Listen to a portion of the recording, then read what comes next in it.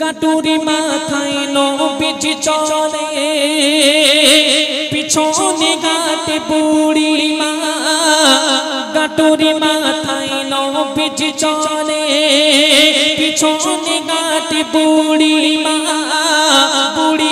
বলে ও গো ছেলে কি নাম তোমার বলো না বুড়িমা এবার লাইনে আসছে চিন্তা করছে হায় রে এই ছেলে কোথা থেকে এলো এত সুন্দর দেখতে পূর্ণিমা চাঁদের চেয়ে যার রূপ সুন্দর সেই বালক কিনা আমার মধ্যে একটা থুপথুরি বুড়ির মহিলার বোঝা নিয়ে যাচ্ছে কোনো সাধারণ ছেলে হতে পারে না তাকে জিজ্ঞাসা করছে কি দেখুন গাটুরি মাথায় নবীজি চলে পিছনে গাটে বুড়িমা বলে ও গো ছেলে কি নাম তোমার বলো না কোথায় থাকো কোথায় যাবে আমায় তুমি বলো না কোথায় থাকো কোথায় যাবে আমায় তুমি বলো না কেন এমন ছেলে দুনিয়ায় কভু তো আর মেলে না একবার আমরা সুবহানাল্লাহ বলতে পারি নবুয়তের দায়িত্ব পাওয়ার পরে প্রত্যেক নবীর উপরে কাজ ফরজ সেটা হলো কি ওই দিনটাকে আল্লাহ যে এই পৃথিবীর খালিক মালিক তার দিনটাকে মানুষের কাছে পৌঁছে দেওয়ার দায়িত্ব নবী রাসূলগণের উপরে পড়ে যায় আল্লাহ নবীর উপরে যখন 40 বছর বয়সের পরে যখন নবুয়তের দায়িত্ব এসে পড়ল আল্লাহ নবী দ্বীনের দাওয়াত মানুষের কাছে দেওয়া শুরু করলেন দিতে দিতে একটা বৃদ্ধা মহিলার কানে সংবাদ গেল এবং মক্কার কুফারে কুরাইশ যারা ছিল তারা কি করলো আল্লাহ নবী দ্বীনের দাওয়াত দিয়ে আসতেন এদিক থেকে ওরা ওদিক থেকে গিয়ে আল্লাহ নবীর বিরুদ্ধে মানুষের কাছে লেলিয়ে দিয়ে আসতো বলতো খবরদার তোমরা কেউ মুহাম্মাদের কাছে যাবে না মুহাম্মাদের কথা কেউ শুনবে না কেন ও একটা এতিম ছেলে ওর লাঠি সোটার কোনো বল নেই টাকা পয়সার কোনো সম্পদের কোনো বল নেই তোমাদের যদি কোনো সমস্যা হয় সাপোর্ট দেওয়ার মতো কোনো ক্ষমতা ওর নেই বলে না এখনো দেখবেন সমাজের মুখে যারা প্রভাবশালী ব্যক্তি তারা গরিব মানুষদের এভাবে অনেক রকম ভাবে মগজ ধোলাই করে ভালো জায়গা যাওয়া থেকে বিরত রাখে কারণ জানে যদি ওইখানে যায় ভালো জিনিস যদি শিখে যায় আমাদের ব্যবসা বন্ধ হয়ে যাবে তাই এমন কাজ আজও চলছে কিয়ামত পর্যন্ত আরো বেড়ে যাবে হয়তো কবি চন্দ্রের মাধ্যমে লিখেন যখন এই বুড়িমা এই ঘটনা শুনেছিল তখন ওই বুড়িমা একটা পুটলি করে যা কিছু মালমাত্তা ছিল একটা পুটলি করে বেঁধে মক্কা ছেড়ে টুকটুক করে বেরিয়ে যাচ্ছেন আর পথের মাঝে আমার দয়া রাসূল সাল্লাল্লাহু আলাইহি সাল্লামের সঙ্গে দেখা হলো তখন আল্লাহর নবীর ব্যবহার আখলাক চরিত্র দেখে ওই বুড়িমা কি করেছিল কবি ছন্দের মাধ্যমে লিখছিল শুনুন ও বুড়িমা কোথায় চলো ও বুড়িমা কোথায় চলো গাটুরি মাথায় নিয়ে ও বুড়িমা কোথায় চলো গাটুরি মাথায় নিয়ে দাও তোমার গাটুরিটাকে আমার মাথায় তোলে দাও তোমার গাটুরিটাকে আমার মাথায় তোলে ও বুড়িমা কোথায় চলো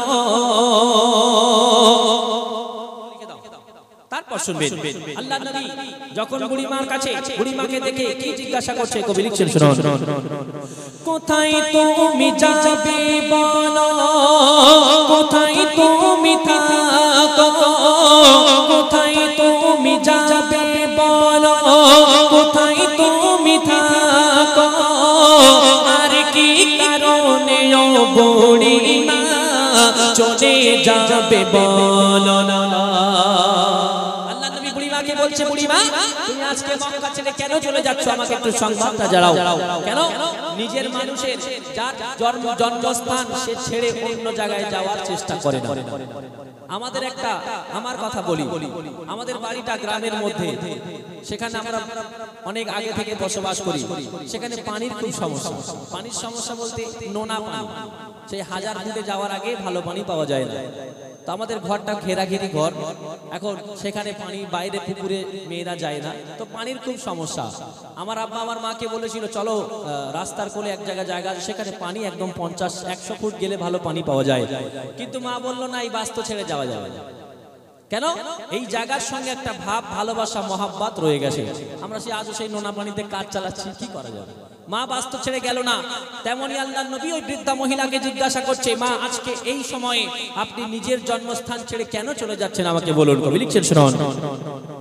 কোথায় তুমি যাবে বলো, কোথায় তুমি থাকো, আর কি কারণে ও বুড়িমা চলে যাবে বলো না। কিসের তরে দেশ ছেড়ে যাও বিদেশে চলে, কিসের তরে দেশ ছেড়ে যাও বিদেশে চলে, দাও তোমার কাটুরিটাকে আমার মাথায় তুলিয়া, দাও তোমার কাটুরিটাকে আমার মাথায় তুলিয়া, ও বুড়িমা কোথায় চলো। আল্লাহর নবীর কথা শুনে বুড়িমা নিজের বোঝাটা দয়ার নবীর কাছে দিয়ে দিলেন। আল্লাহর নবী বুড়িমার বোঝাটা মাথায় নিয়ে, আহারে নূরে মুজাসসাম নবী আমার একটা বৃদ্ধ থুরথুরে বুড়ি মহিলার বোঝা নিয়ে বেড়াচ্ছে। আর আমি আপনি দেখবেন ওই পাশে যে সমস্ত বৃদ্ধা বয়স্ক মানুষ লাঠি ধরে টুকটুক করে হাঁটে, আমাদের বাড়ির ছেলেগুলো তার পিছনে লাগে, ও বুড়ো কি হয়েছে লাগে না। আবার অনেক মানুষ আছে ওই বৃদ্ধা মহিলার লাঠি কেটে নিয়ে ছুরি মেরে পালায়, কেউ ঢিল মারে, অনেক রকম কারবার আমরা করে থাকি, এগুলো করা একদম ঠিক নয়। আল্লাহর নবী বৃদ্ধা মহিলার বোঝা নিয়ে বেড়াচ্ছে, এটাও একটা সুন্নাত। আমরা যদি মিষ্টি খাওয়ার সুন্নাত মানতে পারি, তাহলে এই সুন্নাতগুলো কে মানবে? মুসা নবীর উম্মত এসে মানবে না? এই উম্মতকে মানতে হবে, আমাদের মানতে হবে। আল্লাহর নবী বৃদ্ধা মহিলার বোঝা নিয়ে হাঁটছে, আর বৃদ্ধা মহিলা আল্লাহর নবীকে কি প্রশ্ন করছে দেখুন। গাটুরি মাথায় নবীজি চলে, পিছনে গাটে বুড়িমা, গাটুরি মাথায় নবীজি চলে, পিছনে গাটে বুড়িমা, বুড়িমা বলে ও গো ছেলে কি নাম তোমার বলো না। বুড়িমা এবার লাইনে আসছে, চিন্তা করছে হায় রে, এ ছেলে কোথা থেকে এলো, এত সুন্দর দেখতে, পূর্ণিমা চাঁদের চেয়ে যার রূপ সুন্দর, সেই বালক কিনা আমার মধ্যে একটা থুরথুরি বুড়ির মহিলার বোঝা নিয়ে যাচ্ছে, কোনো সাধারণ ছেলে হতে পারে না। তাকে জিজ্ঞাসা করছে কি দেখুন, গাটুরি মাথায় নবীজি চলে, পিছনে গাটে বুড়িমা, বুড়িমা বলে ও গো ছেলে কি নাম তোমার বলো না।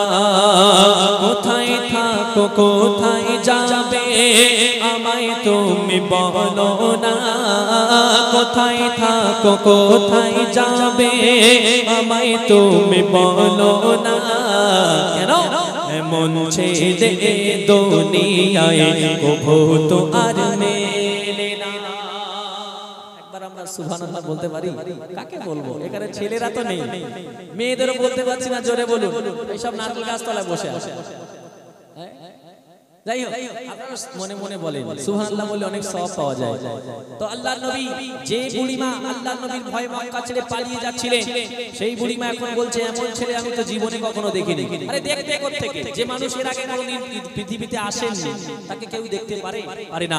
আল্লাহর নবী এমন একজন মহামানব ছিলেন, যার পূর্বে সে আসা তো দূরের কথা, তার আখলাক চরিত্র মানুষের মধ্যে থাকা তো দূরের কথা, আল্লাহ পাক তার নাম দুটো সিলেক্ট করে রেখেছিলেন, সেই নাম তার পূর্বে পৃথিবীতে কাউকে দেওয়া হয়নি। আল্লাহর নবী দুটি নাম ছিল, একটা হলো মুহাম্মদ, একটা হলো আহমদ সাল্লাল্লাহু আলাইহি ওয়াসাল্লাম। এই দুটি নাম আল্লাহ পাক বন্ধুর জন্য নির্ধারণ করে রাখলেন। পৃথিবীতে তার আগে কোনোদিন এই দুটি নাম কারোর জন্য রাখা হয়নি। আল্লাহর নবী আসার পরে, আল্লাহর নবীর পরে কারোর যদি রাখা হয়ে থাকে সেটা হয়, আগে কোনোদিন রাখা হয়নি। কবি লিখছেন, তারপরে যখন বৃদ্ধা মহিলার প্রশ্নের জবাবে আল্লাহর নবীর নিজের পরিচয়, নিজের নাম যখন বুড়িমার কাছে বললেন, তখন ওই বুড়িমা কি করলো? কবি লিখছেন, শুনুন। যে মুহাম্মাদের ভয় তুমি দেশ ছেড়ে পালিয়ে যাও। আল্লাহ নবী বলছেন, যে মুহাম্মাদের ভয় তুমি দেশ ছেড়ে পালিয়ে যাও, আমি যে সেই নবী মুহাম্মদ বলি যে আজ তো।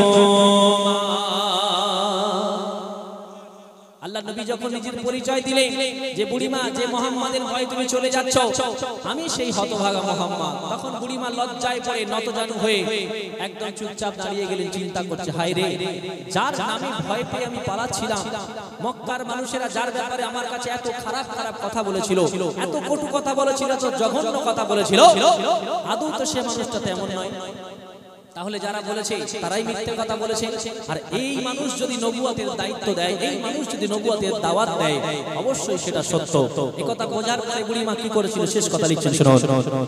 যে মোগাম্মাদের ভয় তুমি দেশ ছেড়ে পালিয়ে যাও, আমি যে সেই নবী মোগাম্মাদ বলি যে আজ তোমায়। তখন অবাক হয়ে নবীজির হাত ধরে বলেন বুড়িমা, অবাক হয়ে নবীজির হাত ধরে বলেন বুড়িমা, কি বলে, দাও পড়িয়ে আমায় তুমি তোমার দিনের কালেমা, দাও পড়িয়ে আমায় তুমি তোমার দিনের কালেমা। ও বুড়িমা কোথায় চলো, ও বুড়িমা কোথায় চলো, ও বুড়িমা কোথায় চলো। বোঝা গেল?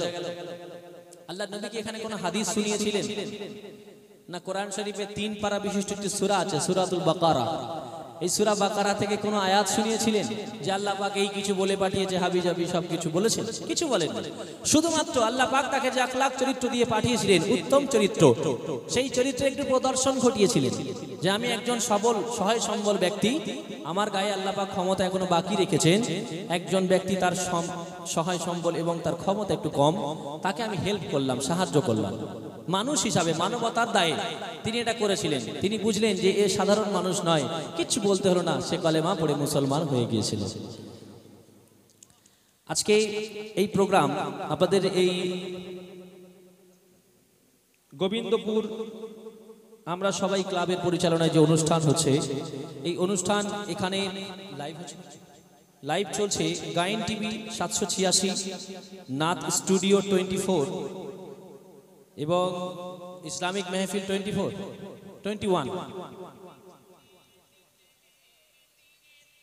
আচ্ছা আচ্ছা, হাজারো ব্যথা বেদনার পরে। হ্যাঁ, এই সমস্ত চ্যানেলগুলো আরো অনেকজন আছে, তাদের নাম আমি জানি না সব। এই সমস্ত চ্যানেলগুলো তারা সব তো আমাদের দিক থেকে এসছে নাকি? সব দিক থেকে